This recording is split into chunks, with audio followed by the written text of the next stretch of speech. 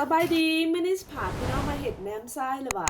แหนมขี้เลื่อยบางเฮ็ดก็สิเป็นแหนมหมูเนาะสำหรับสูตรและวิธีเฮ็ดเฮามาตามมาชมกันเบิ่งเลยเฮ็ดแหนมทรายค่ะก็สิมีข้าวเจ้าแบบนี้เนาะพี่น้องข้าวเจ้านี่ค่อยใส่200 กรัมเนาะค่อยจะเอาแบบนี้พี่น้องค่อยเอายี่ห้อนี้พี่น้องเพราะว่ามันจะออกแบบแข็งๆนะพี่น้องเห็นบ่ใช้เบิ่งเม็ดมันเด้อ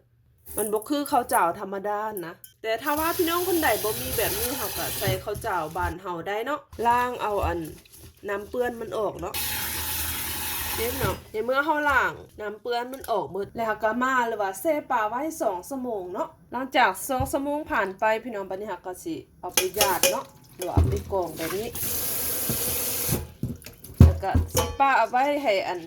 น้ำมันญาตินะพี่น้องหรือว่าบ้านเฮามีแดดก็เอาไปตากแดดเนาะให้มันแห้งน้อยนึงเนาะก่อนเฮาสิเอาไปคั่วพี่น้องหลังจากนั้นเฮาก็สิไปต้ม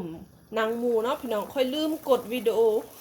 ต้มจนมันสุกแล้วน้ำต้มนางหมูเนี่ยค่ะบ่ได้ใส่หยังเลยพี่น้องต้มละลานนะบ่ได้ใส่เกลือบ่ได้ใส่หยังเลยเด้อต้มจนนางหมูมันสุกเนาะพี่น้องเดี๋ยวบัดนี้มันสุกได้บัดนี้ค่ะก็สิเอาขึ้นแล้วก็เอาไปซอยเนาะนางหมูนี่ค่อยใส่300 กรัมเด้อพี่น้องถ้าว่าผู้ใดอยากได้หลายก็เพิ่มเอาเนาะมักหลายใส่หลายเด้อพยายามซอยเฮ็ดเป็นเส้นน้อยๆนะพี่น้องเด้อประมาณนี้เนาะแนะนำให้ซอยตอนมันร้อนๆเด้อพี่น้องมันจึงบ่หยาบมันจึงบ่เหนียวนะพี่น้องมันจึงบ่แข็งเนาะบัดนี้เฮาก็สิมาซอยต้นหอมเนาะพี่น้องเฮาจะซอยแบบทางยาวแบบนี้เนาะซอยสไลด์นะพี่น้องประมาณนี้พี่น้องส่วนตัวนี้ก็สิแม่นหอมป้อมเนาะหอมป้อมเฮาก็ซอยเอายาวแบบนี้พี่น้องแบบตอนใหญ่ๆนะการเฮาก็บ่เอาเนาะประมาณนี้ข่อยบ่มีมักเผ็ดสดข่อยเอามักเผ็ดแซ่แข็งพี่น้องมักเผ็ดได้ใส่ตามใจเฮามักเด้อซอยสไลด์แบบยาวแบบนี้พี่น้องประมาณนี้ต่อไปเฮาก็สิมาเฮ็ดน้ำปรุงมันเนาะได้ตักเอาน้ำที่เฮาต้มนางหมูเนาะตักเอา120 มิลลิลิตรเด้อใส่ลงไปแบบนี้เลยพี่น้องต่อไปก็ใส่น้ำตาลลงไปเนาะน้ำตาลนี่ใส่80 กรัมต่อไปก็ใส่น้ำส้มสายชูลงไป80 มิลลิลิตรเนาะส่วนตัวนี้ก็สิแม่นเกลือเนาะใส่1 บวงกาแฟแป้งนัวใส่1 บวงกาแฟน้ำปลาลงไป70 มิลลิลิตรเนาะอันนี้ก็คนให้เครื่องผสมมันเข้ากันพี่น้องรสชาติน้ำปรุงมันจะออกหวานเค็มนัวเนาะแล้วก็ออกส้มมาน้อยนึงคนในเครื่องผสมมันละลายเข้ากันดีบัดนี้ก็ได้แล้วต่อไปเฮาก็สิไปคั่วข้าวเฮาเนาะเดี๋ยวพี่น้องคั่วข้าวเห็นบ่เฮาสิปะหรือว่าตากข้าวเฮานะพี่น้องหรือว่าญาติปะไว้ให้มันจนมันแห้งแบบนี้นะเวลาเอาไปคั่วมันจึงบ่ติดกันเนาะบ้านเฮาเพิ่นก็สิเอาไปตากแดดพี่น้องคั่วไปจนมันสุกเหลืองพุ่นแหละพี่น้องขายคือเขาคั่วหั่นแหละเดี๋ยวพี่น้องเฮาคั่วจนเฮาได้ข้าวมันสุกเหลืองแบบนี้ถือว่าได้บัดนี้เฮาก็สิเอาไปปั่นเนาะในเมื่อเฮาปั่นหรือว่าบดมุนละเอียดได้ที่บัดนี้ก็ได้แล้วพี่น้องเขาจะเอาไปกรองอีกรอบนึงเนาะนี่พี่น้องเอาไปกรองเอาหรือว่าไปหอนแบบนี้เนาะเดี๋ยวพี่น้องเขาจะกรองหรือว่าหอนให้มันได้ฝุ่นแบบนี้เนาะคือเม็ดทรายนะพี่น้องได้แล้วบัดนี้เฮาก็สิไปเฮ็ดแหนมทรายเฮาเลยขั้นตอนทำอินเฮาก็สิเอือบนางหมูก่อนเนาะพี่น้องนี่ใส่นางหมูลงไปแบบนี้ต่อไปก็ใส่น้ำปรุงที่เฮาเฮ็ดไว้เมื่อกี้ลงไปเนาะใส่ประมาณ3 บวงก่อนเนาะเอาเฮ็ดวิธีนี้เฮาก็สิได้นางหมูที่มัน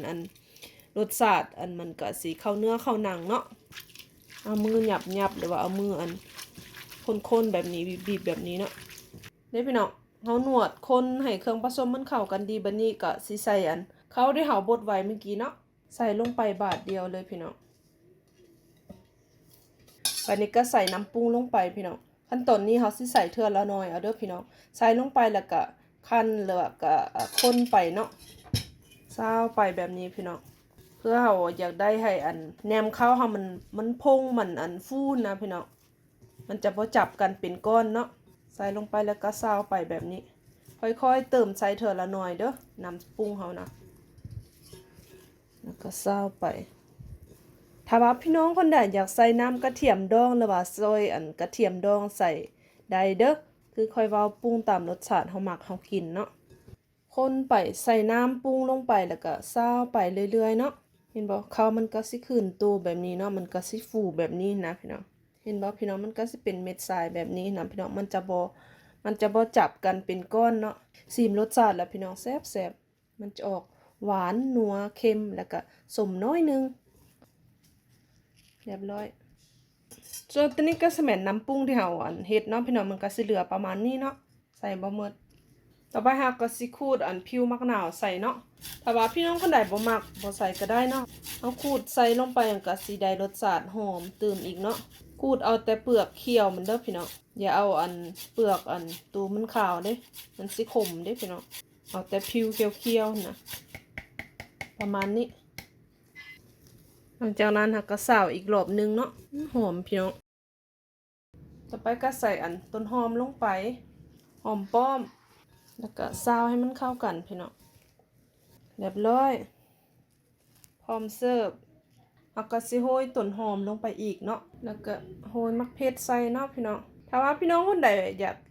กับแบบมักเผ็ดทอดเฮาก็สามารถใส่มักเผ็ดทอดลงไปเนาะแหนมสายนี่มาจากหลวงพระบางเด้อพี่น้องแบบนี้เฮาก็ใส่ผักใส่หอมตามที่เฮามักเนาะหอมป้อมใส่ต้นหอมลงไป